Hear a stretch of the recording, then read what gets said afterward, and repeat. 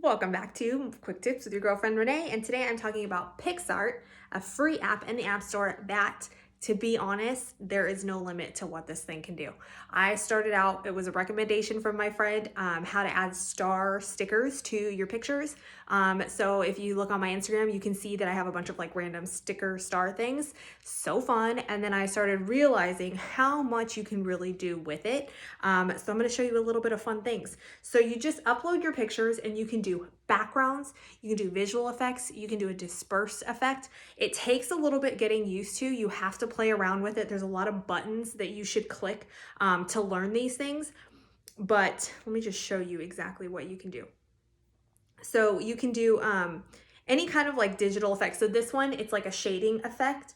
It's really fun when you have like a person, and if you do an in-app purchase, you can do more with it. This is just the free version. Makes it super fun. You can add pictures to make it look like 3D. You can add, these are just stickers, but you can add so many different things. You can do a dispersed effect where it looks like it's going. And then you can do like a neon kind of like effect. So it's super fun when you actually play with it. And you can do so many things. There's video editing, there's background editing.